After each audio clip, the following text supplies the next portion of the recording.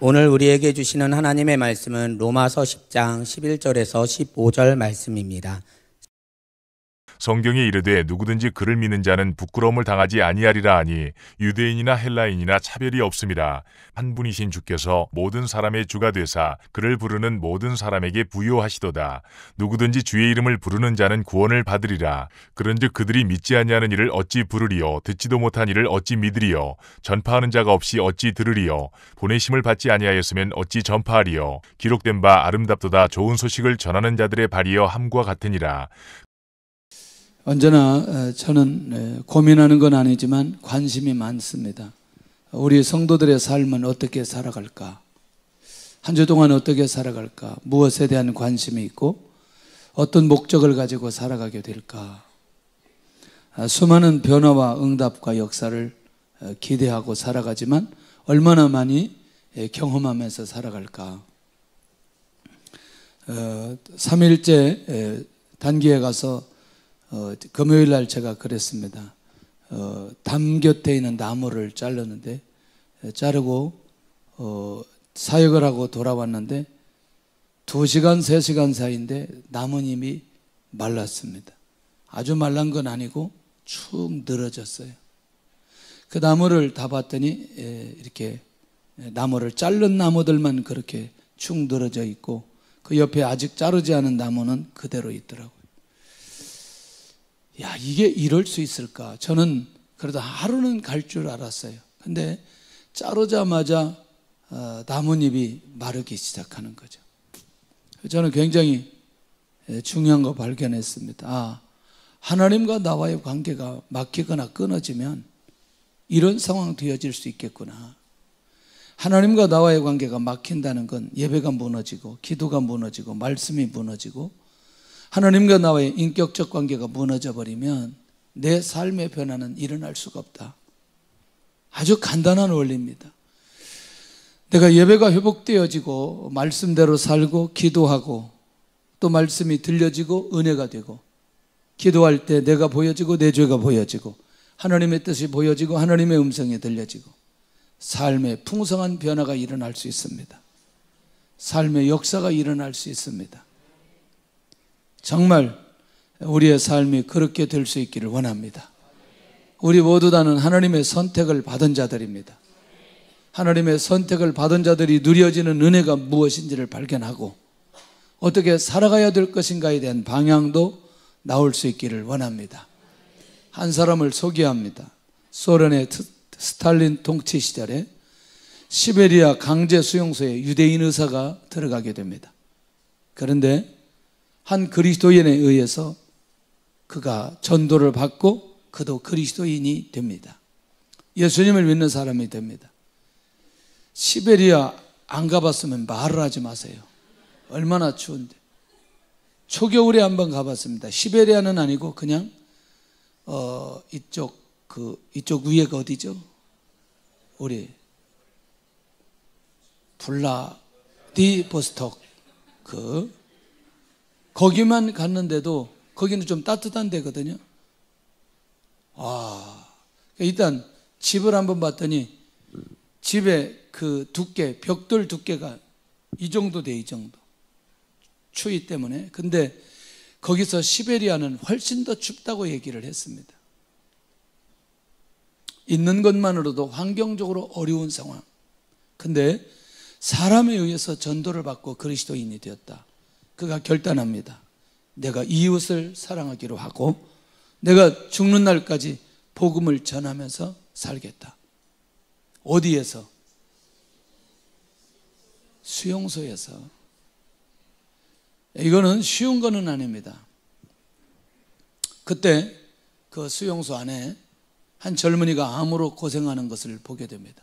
그리고 자기가 수술하기로 결정을 합니다. 수술하면 안 되거든요. 불법이기 때문에. 그래서 그는 이 사람을 수술하고 수술한 결과로 인해서 사형을 당하게 됩니다. 충격적이죠. 사람 수술했는데 사형을 한다는 게. 사형을 당하는 아침에 이렇게 질문합니다. 당신 선택한 일에 후회함이 없느냐?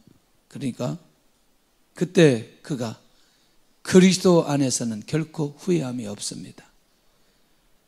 그러니까 자기가 이 사람 수술한 것에 대해서 후회함이 없고 내가 이대로 죽겠다. 그래서 그 사람은 죽었습니다. 유대인 의사는 죽었습니다. 유대인 의사를 통해서 치유받은 이 사람도 이 의사에 의해서 전도를 받고 그가 그리스도인이 됩니다. 그리고 그가 그리스도인답게 자기도 살려고 작정을 합니다. 그때 살아나는 이 젊은이가 노벨 문학상을 받는 알렉산더 솔제니치. 이 사람은 알죠? 솔제니치. 와, 할렐루야.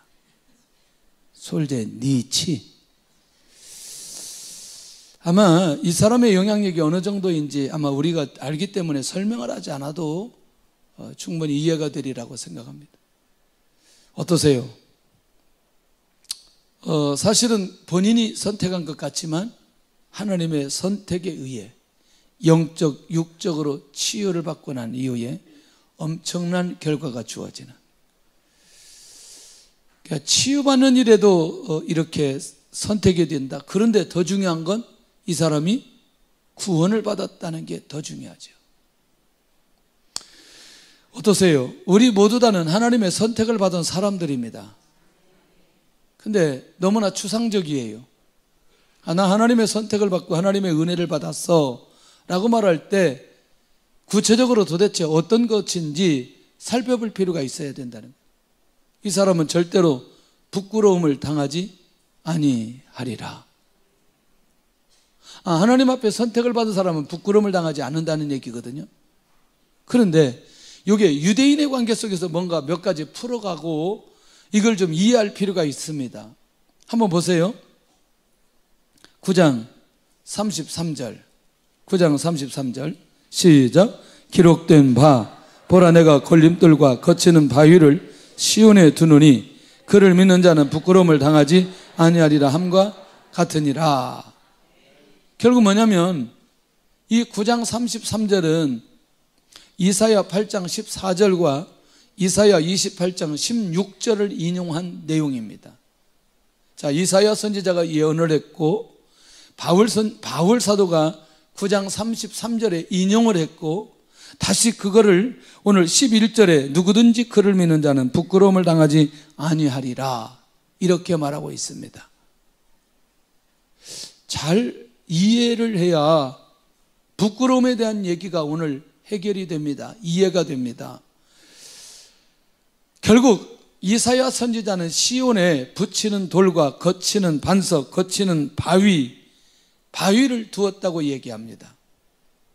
그런데 이사야 선지자가 이 말을 할 때는 시온의 예루살렘에 예수님께서 오신다는 약속을 얘기할 때 바로 이 얘기를 한 거죠. 시온에 부딪히는 돌, 거치는 반석, 거치는 바위를 두셨다. 그러니까 앞으로 시온에 누가 오실 거다? 예수님이 오실 거다. 근데 부끄러움을 당하지 않는다는 것과 이게 무슨 의미가 있을까 살펴볼 필요가 있습니다. 모든 유대인들은 주님이 붙이는 돌과 거치는 반석, 바위로 여겨졌다는 겁니다. 누가? 예수님이 누구에게? 유대인에게. 이걸 좀 일단 정리를 하고 가야 될 필요가 있어요. 왜냐하면 유대인들은 엄격한 율법을 가지고 그것으로 의를 얻으려고 했던 사람들이거든요. 그러니까 율법을 통해서 의를 얻는 사람들이 예수님의 피로 의를 얻는다는 이 사실을 받아들이기가 쉬워요? 어려워요? 어렵죠. 어렵죠? 왜? 이미 우리는 무엇 때문에 의롭다함을 얻을 수 있으니? 율법을 지킴으로 의롭다함을 얻을 수 있으니, 그러니 당연히 그들이 주님을 배척하고 주님을 거부하고 주님을 죽이게 하는 건 당연한 일 아니겠나? 아니, 이미 우리는 의롭다함을 받았고 의롭다함을 얻을 수 있는 길이 있는데 예수님 믿어야 의롭다함을 받는다고 하니 예수님이 믿어지지가 않죠.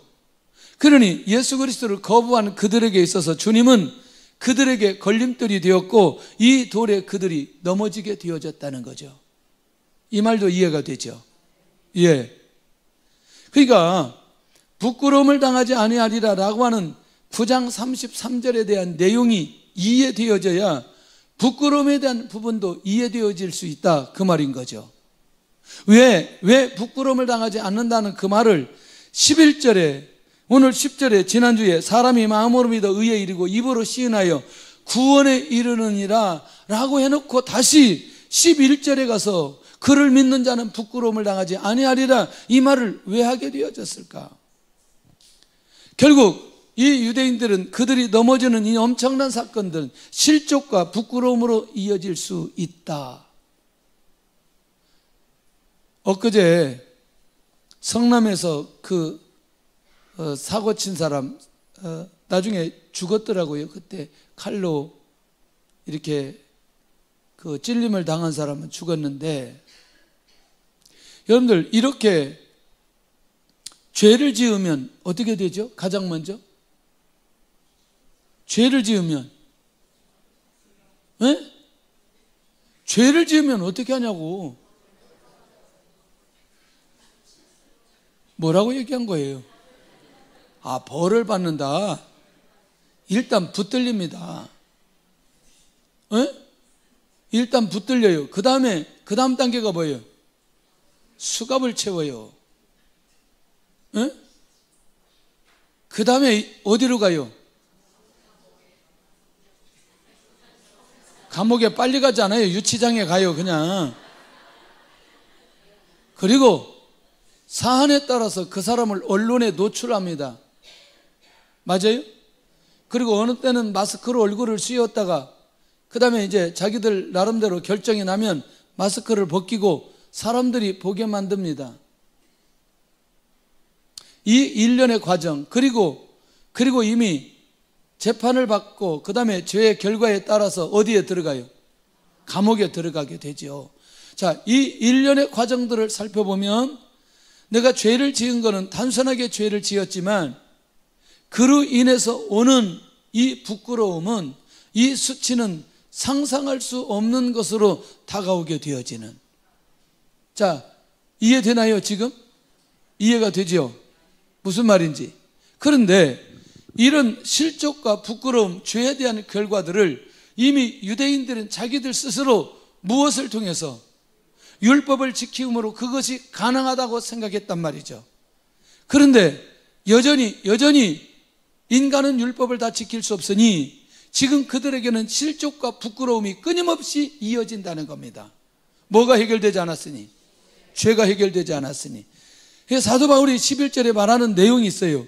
뭐냐면 그들이 부끄러움을 당하지 않는다는 건 뭐냐면 죄 때문에 소환당하지 않을 것이고 죄에 대한 결과에 대해서 자유하게 될 것이다. 죄에 대해서 소환당하지 않는다는 것은 죄의 문제가 어떻게 됐기 때문에? 해결되었기 때문에. 그리고 죄에 대한 결과를 그에게 묻지 않기 때문에 부끄러움을 당하지 않는다. 그러니 오늘 하나님 앞에 선택을 받고 그를 믿는, 예수 그리스도를 믿는 사람들은 절대로 뭘 당하지 않는다?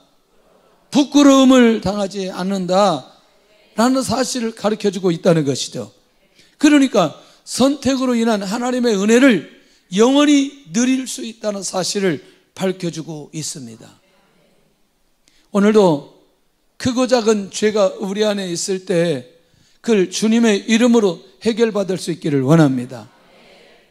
주님의 이름으로 해결받는 사람은 절대로 부끄러움을 당하지 않을 것이고, 부끄러움을 당하지 않는다는 것은 그 죄 때문에 죄를 묻지 않을 것이고, 죄에 대한 결과를 내가 책임지지 않을 수 있다는 게 선택하신 자가, 선택을 받은 자가 하나님의 은혜를 받았다고 고백하는 내용 중에 매우 중요한 내용이 바로 이 대목이라는 거죠.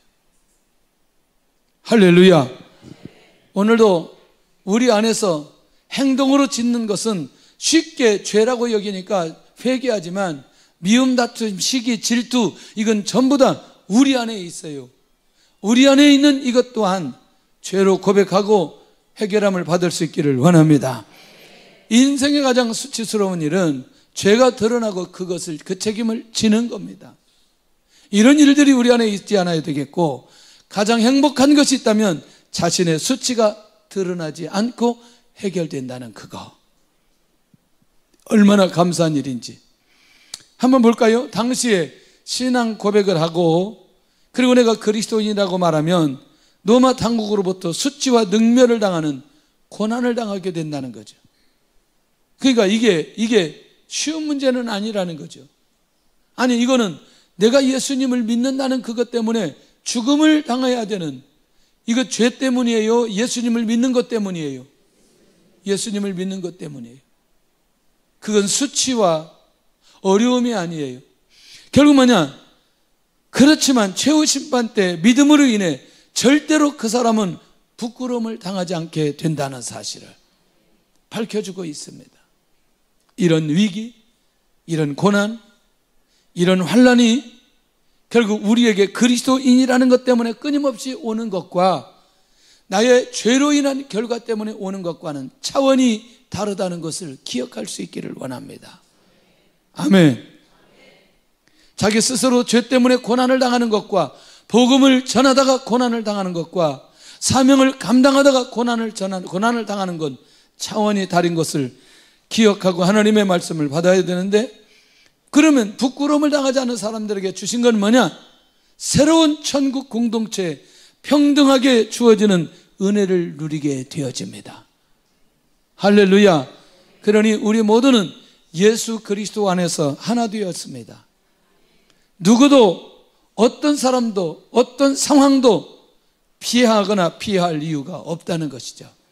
그 다음에 모든 자에게 부유하게 하심으로 삶을 풍성하게 해주시는 하나님의 은혜를 경험하게 되어질 수 있다. 오늘 부끄러움을 당하지 않은 이 축복과 은혜가 저와 여러분들에게 있기를 원합니다. 그러면 그 하나님의 선택의 대상은 누구냐는 거죠. 그 선택의 대상이 누구냐는 거예요. 이렇게 선택하고 부끄러움을 당하지 않게 만들어주시는 그 사람들, 그 대상이 누구냐? 유대인이나 헬라인 차별 없게 선택해 주신다, 이 말인 거죠. 어떠세요?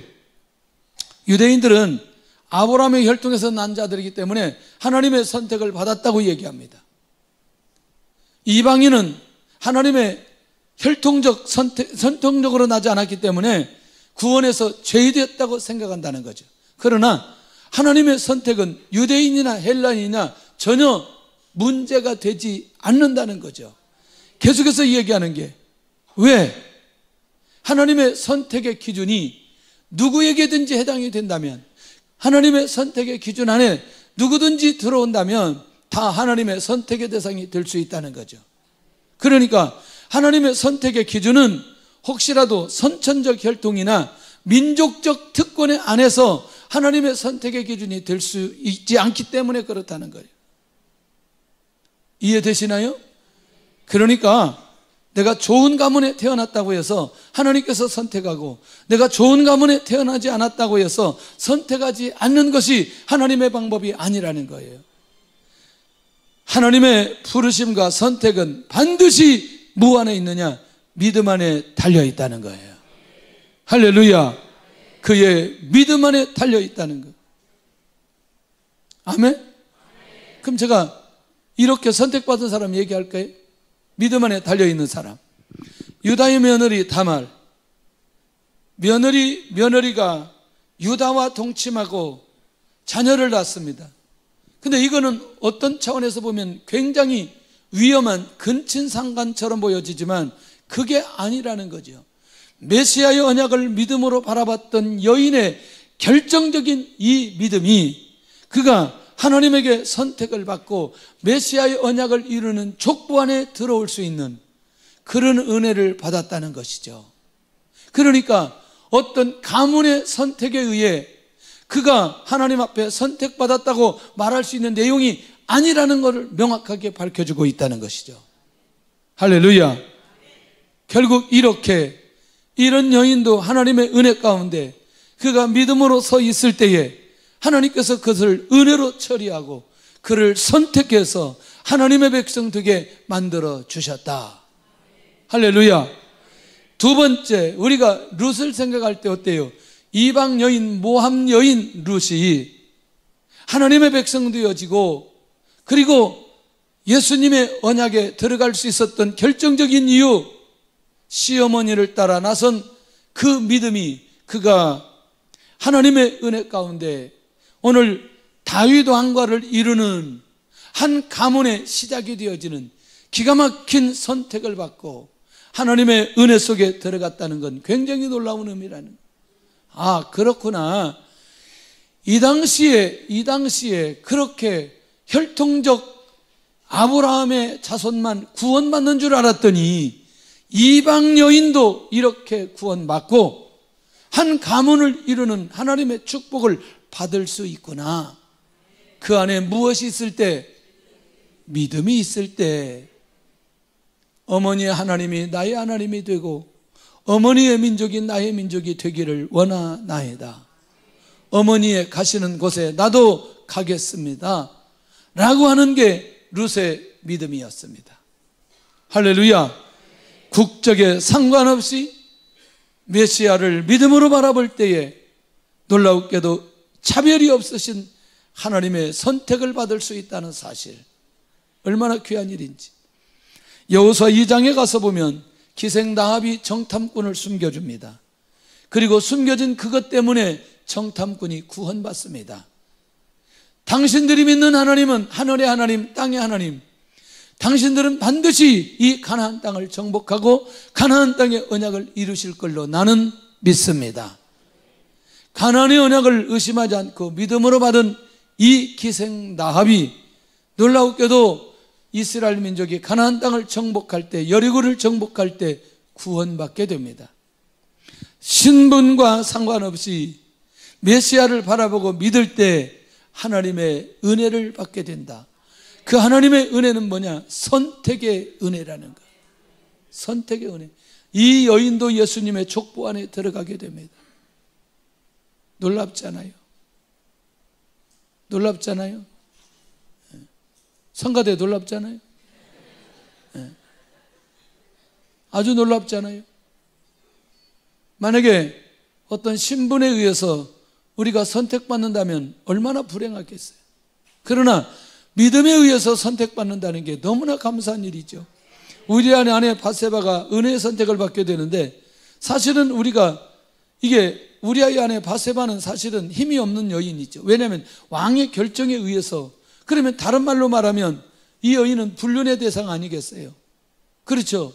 도대체 하나님의 은혜 안에 들어갈 수 없는. 그런데 이 여인도 하나님의 선택에 의해서 믿음으로 언약의 대상으로 선택받았다는 게 매우 놀라운 일 아니겠나? 아, 그렇구나.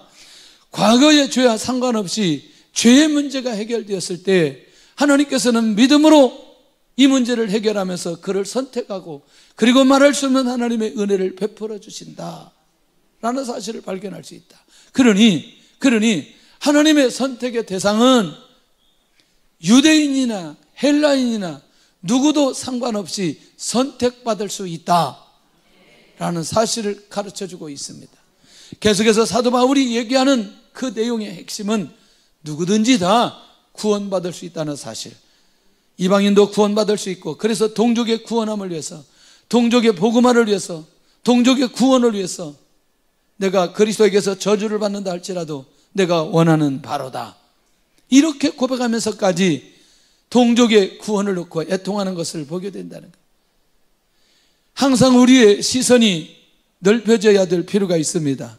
지금도 하나님의 선택의 기준은 신분과 국적과 죄와 상관없이 차별 없이 선택하신다. 믿으시기를 바랍니다. 할렐루야. 이 일에 깨어있기를 원합니다.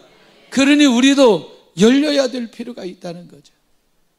깨어있어야 될 필요가 있다는 거죠. 시간이 지나가면서 우리는 하나님의 은혜 가운데 내가 지금 살고 있다는 그 고백을 해야 된다는 거죠. 저와 여러분들도 선택을 받았기 때문에 이 자리에 앉아 있는 거 아니냐는 거죠. 네. 그러면 세 번째는 선택의 방법은 어떤 내용이냐는 거죠. 그러니까 아까 믿음이라고 얘기했어요. 방법은 뭐냐? 우리 모두의 주가 되시는 예수 그리스도를 주라고 고백하게 되어질 때에 선택의 역사가 일어난다는 거죠. 사람이 마음으로 믿어 의에 이르고 입으로 시인하여 구원에 이르느니라. 그러니까 내가 마음으로 믿고 입으로 주를 시인하게 되면 그 사람은 선택한 거죠. 선택받은 거죠. 이미 아까 얘기한 대로 그 안에 무엇이 있기 때문에? 믿음이 있기 때문에. 할렐루야. 그러니 하나님의 구원은 지금도 동일하게 마음으로 믿어 입으로 시인하면, 마음으로 믿어 입으로 시인하면 그 사람은 반드시 뭐 받는다? 구원받는다. 선택의 방법은 주를 나의 구주로 고백하고 나의 하나님으로 나의 주인으로 고백하게 될 때에 오늘이 확실하게 선택되었다고 말할 수 있는 것 아니냐는 거죠. 사실은 요엘서 2장에 3장에 있는 내용인데 한번 볼래요? 시작. 누구든지 여호와의 이름을 부르는 자는 구원을 얻으리니 이는 나 여호와로 말대로 시온산과 예루살렘에서 피할 자가 있을 것이며 남은 자 중에 나 여호와의 부름을 받을 자가 있을 것임이니라. 자, 한번 보세요. 그러면 우리 13절 시작. 누구든지 주의 이름을 부르는 자는 구원을 받으리라. 할렐루야. 유대인이든지 헬라인이든지 주의 이름을 부르는 모든 자는 하나님 앞에 선택받은 자들이다. 구원의 대상의 보편성과 구원의 조건을 말씀하실 때에 바로 이 내용이 13절에 있는 내용이 그대로 적용되어지며 그대로 우리 안에서 수용되어지며 그대로 믿을 때 이 놀라운 하나님의 선택이 이루어질 수 있다. 그러면 우리가 반드시 참고해야 될 하나의 부분이 있습니다. 너무너무 충격적인 것. 1982년 한 사회학자가 미국의 목회자들을 조사하기 시작했습니다. 조사했는데 장로교 목사의 35%, 감리교 목사의 51%, 침례교 목사의 33%가 주님의 부활을 믿지 못한다는 조사가 나왔어요. 충격적이지 않아요? 별로 충격을 안 받는데요. 에? 여러분들 목사라도 주님의 부활을 믿지 못하면 뭐 받을 수 없다? 구원받을 수 없다. 마음으로 믿어 의에 이르고 입으로 시인하여 주를 고백하지 않으면 구원의 역사가 일어날 수 없다. 간단한 원리라. 자, 이제 요게 정리되어야 넷째에 가서 이제 구체적으로 정리가 되거든요. 그리스도를 주라고 고백할 수 있는 배경이 뭐냐? 마음속에 믿음이 있어야 되고 확신이 있을 때 주를 고백할 수 있습니다. 마음의 확신은 진리에 대한 분별력이 있고, 네, 진리를 향한 믿음이 내 안에 있을 때 입으로 시인할 수 있다니까요. 그러니까 이미 마음 안에서 정리되어야 된다는 거죠. 입술의 고백은 말, 행동, 생활 모두를 포함하는 중요한 행위입니다. 그러니까 내가 무슨 말을 한다는 것은 결국 뭐죠? 나의 무엇도 따라간다는 거예요. 행동도 따라간다는 거죠. 그러니까 내 마음 안에 인정되고 결정된 것들은 결국 우리의 입을 통해서 나올 수 있다는 거죠. 할렐루야. 그러니까 이미 행동하기 전에 이미 우리는 무엇부터 하게 되어져요? 말부터 하게 돼요. 성경에 있는 모든 내용은 이미 하나님께서 말씀하시고 말씀하신 내용을 시행하는 것을 보게 된다는 거죠. 이제 이 넷째가 굉장히 중요합니다. 사실은 이 말을 하려고 하는 거죠. 로마에 있는 교회 성도들이 복음을 모르는 게 아니라니까요. 믿음이 없는 게 아니라니까요. 에? 구원의 감격이 없는 게 아니라니까요. 예수님을 나의 구주로 고백하지 않는 게 아니라니까요. 자, 이런 역사가 일어나야 되겠어요. 사람이 마음으로 믿어 입에 의에 이르고 입으로 신의 구원에 이른다. 누구든지 주의 이름을 부르는 자는 구원을 얻는다. 이 내용을 로마에 있는 교인들이 알까요? 모를까요? 다 알아요. 이 얘기 왜 하냐는 거죠. 이걸 한번 정리하면서 오늘 이 네 번째를 위해서 사도 바울이 지금 말하고 있는 이유가 바로 그거예요. 그게 뭐냐? 영혼을 향한 하나님의 선택을 위해서 부르심이 있어야 된다는 거예요. 와, 자, 한번 보세요. 자, 14절 시작. 그런즉 그들이 믿지 않은 일을 어찌 부르리요? 듣지도 못한 일을 어찌 믿으리요? 전파하는 자가 없이 어찌 들으리요? 보내심을 받지 않았으면 어찌 전파하리요? 기록된 바 아름답도다 좋은 소식을 전하는 자들의 발이여 함과 같으니라. 자, 하나님은 지금 뭐 하기를 원하신다? 어허이. 하나님은 지금 뭐 하시기를 원하신다? 제목이 뭐예요? 오늘 제목이 하나님은 선택을 하시기를 원하신다. 누구를? 영혼을 선택하기를 원하신다는 거예요. 에? 하나님의 계획과 하나님의 뜻이에요. 그러면 하나님의 그 선택을 위해서 누가 필요한 거예요, 지금? 에? 그렇죠. 그 선택을 위해서 전하는 자가 필요한데 그 전하는 사람을 위해서 하나님께서 먼저 그 사람들을 부르시는 사람이 있다는 거예요. 전하도록 하기 위해서. 결국 뭐냐? 자신의 삶에서 하나님의 선택에 대한 콜링이 있는 사람들이 일어나야 된다는 거예요. 보내심을 받은 자가 일어나야 전파할 수 있게 되는데, 그러면 보내심을 받으려면 내가 먼저 하나님 앞에 부르심이 있어야 된다는 거예요. 할렐루야.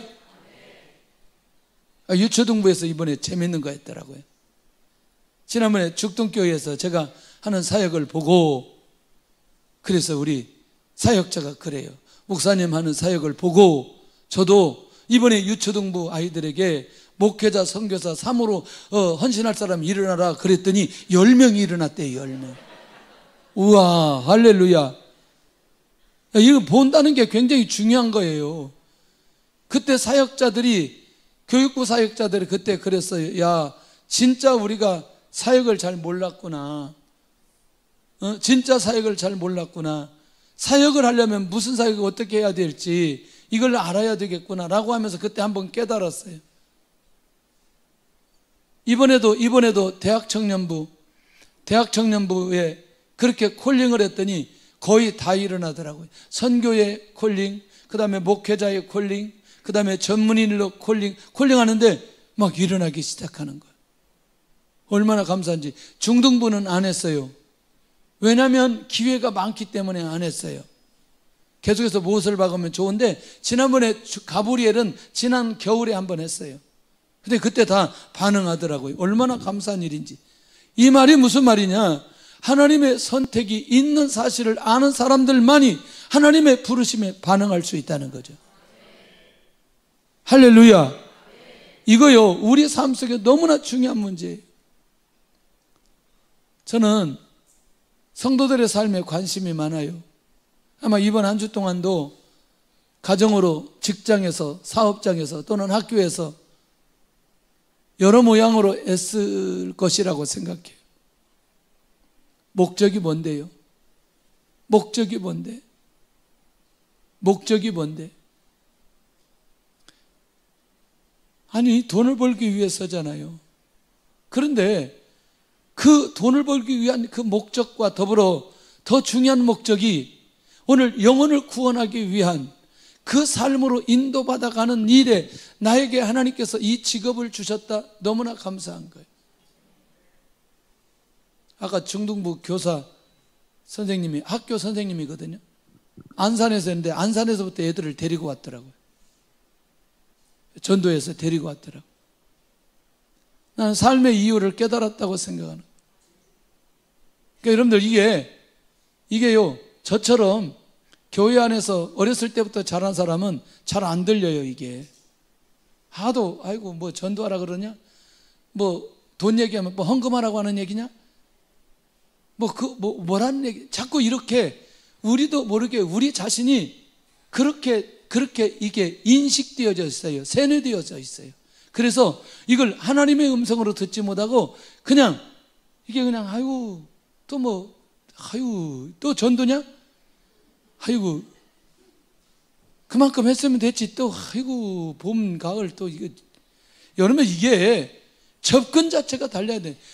지난 금요일 날 여러분들 보셨잖아요. 우리의 출생 자체가 미래를 준비하는 사람에게 있어서 영적인 감각은 뭐냐면 이 출생 자체부터 정확하게 발견한다면 이 얘기가 어떤 얘기로 들려야 될지 여러분 우리가 깨어 있어야 될 필요가 있다니까요. 보세요. 부르심을 받지 못한 자가 보내심을 받을 수 있겠냐는 거예요. 복음을 위해서 보내심을 받은 자가 반드시 전해야 되는데 결국 뭐냐?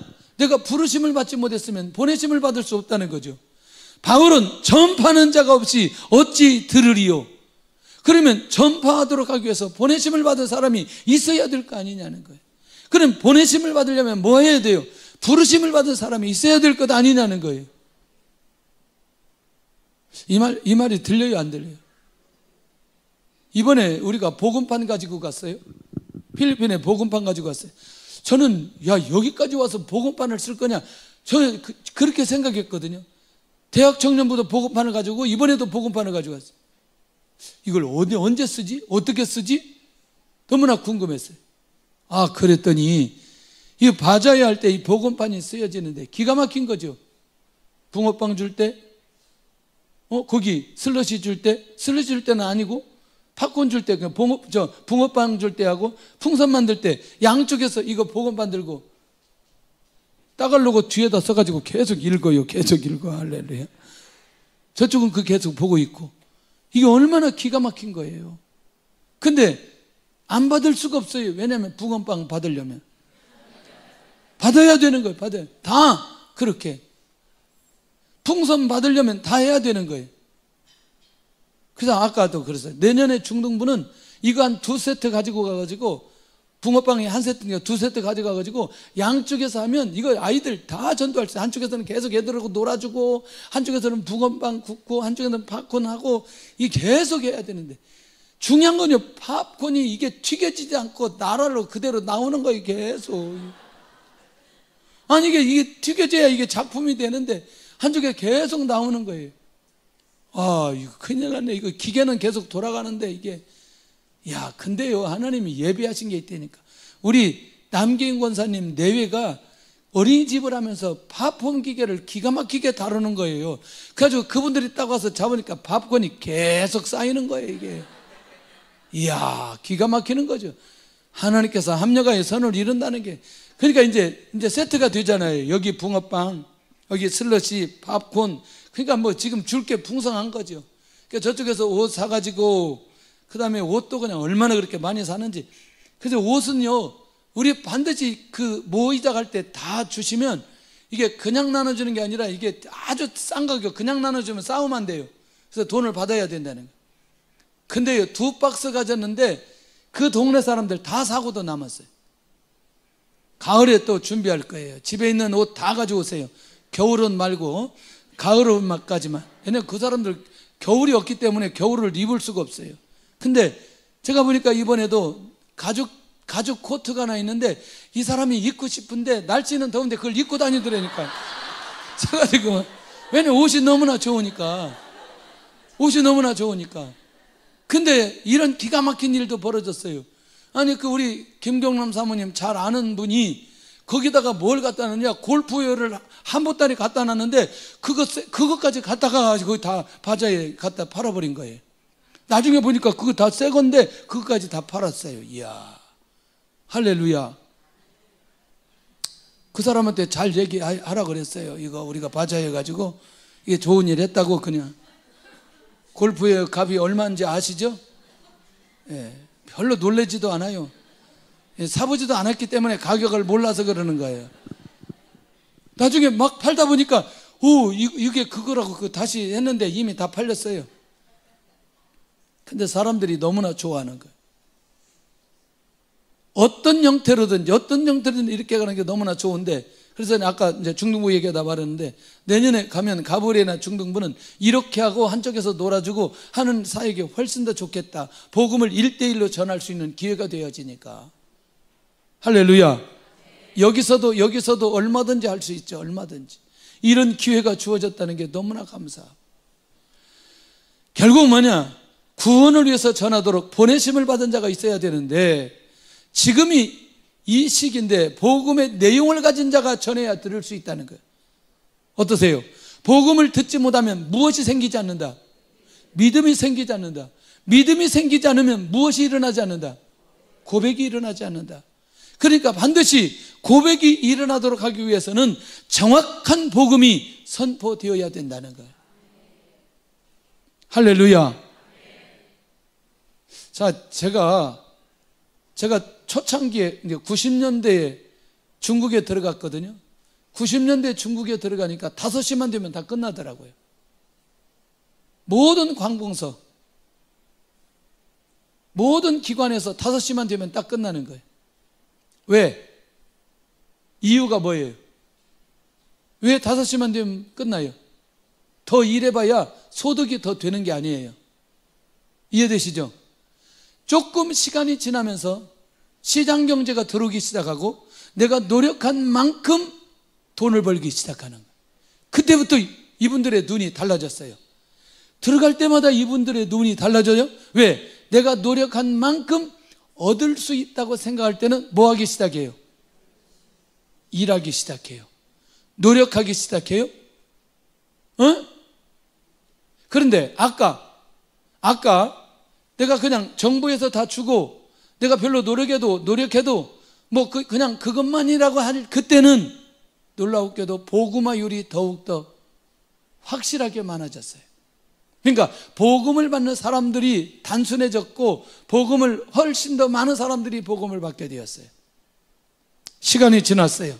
시간이 지나서 어느 정도 시간이 지났을 때 복음을 증가하는데 이미 이 사람들의 모든 관심은 어디로 갔어요? 돈으로 갔어요. 복음을 쉽게 받을 수 있을까요? 없을까요? 없어요. 여러분들 그 연길에 가보면 여러분들 그거 조선 자치구라고 했거든요. 여기는 한국말을 그대로 썼거든요. 무슨 말인지 아세요? 그대로 다 썼어요. 근데 지금은요 거의 찾아볼 수가 없어요. 조선족들이. 왜? 전부 다 이동해 버렸고 또 여러분들 이 중국 정책이 또 이제 그런 정책이어서 한족들이 다 돌아서 거의 이렇게 택시를 타도 많지 않아요. 왜? 무엇 때문에? 돈 벌러 도시로 다 떠나버렸어요. 무슨 얘기냐면 내가 복음을 받을 수 있는 그 시점은 어느 나라건 어느 사람들이건 내가 이 만문으로 들어가기 전에 복음을 전해야 복음화율이 훨씬 더 많이 일어나게 된다는 거예요. 지금요 예를 들어서 캄보디아나 인도네시아나 필리핀이나 인도는 제가 안 가봐서 인도도 사실 지금 쉽지 않다고 얘기하는데 지금 필리핀이나 이런 나라들이 현재 지금 내가 돈을 벌고 싶어도 뭐가 없어요? 직장이 없어요. 돈을 벌 수 있는 환경이 되지 않아요. 좀 베트남은 조금 낫기도 하다 그러는데 캄보디아나 역시 말레이시아나 이런 나라들이 그런데 지금은 뭐냐면 이들에게 복음을 증가하면 복음을 빨리 받아들여져요. 왜? 뭐에 집중하지 않으니? 돈에 집중하지 않으니. 근데 이게 이제 시장 경제가 열려져서 국가 경제가 활발하게 이루어지는 순간부터 어떤 일이 벌어지느냐? 복음의 역사가 일어나기가 어려워요. 그러니까 이 시기가 얼마나 중요한 시기인지를 우리가 알아야 될 필요가 있어요. 할렐루야. 우리나라 복음화율이 가장 많이 일어날 때 60년대 70년대예요. 그때 별로 직장이 별로 없었어요. 회사들이 많지 않았기 때문에.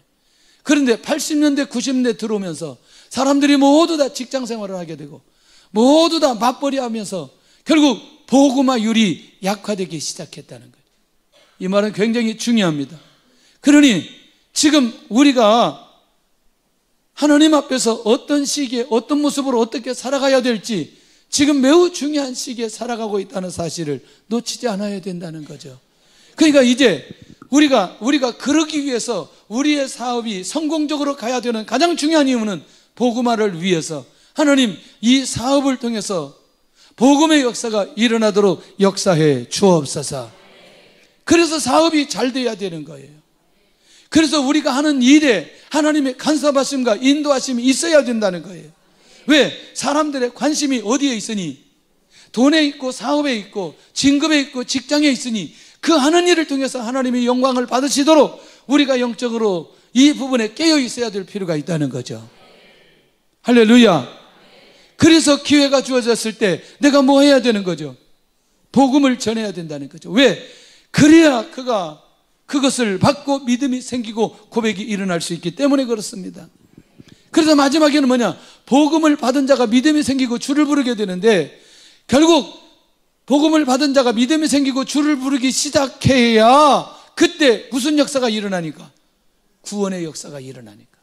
그럼 이 구원의 역사가 일어나는 걸 하나님께서 선택이라고 얘기하고 이 선택을 받은 자에게 주셨던 게 은혜라고 얘기하고 이 은혜를 받은 자가 결국 구원받았다고 얘기할 수 있으니 이 일을 위해서 부르심을 받고 보내심을 받고 전파하고 그리고 구원의 역사가 일어나는 이 절차에 로마 교회가 쓰임받기를 원하는 그 마음이 바울 안에 있는 것을 보게 된다는. 할렐루야. 그들이 믿지 아니하는 이를 어찌 부르리요? 그래서 누구든지 주의 이름을 부르는 자는 무엇을 받으리로다? 구원을 받으리로다. 할렐루야. 이 말씀의 성취를 위해서 사람을 부르시고 있다는 사실이 너무나 중요하다. 아멘.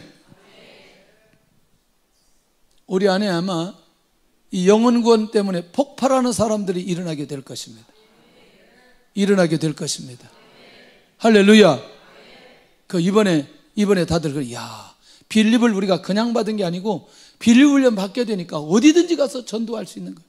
청년들이 그냥 전도를 가르치지를 않나, 실제 나가서 전도를 하지를 않나, 이게요 보통 은혜가 아니에요. 그래서 빌립 훈련 안 받은 사람들은 빨리 받아야 돼요.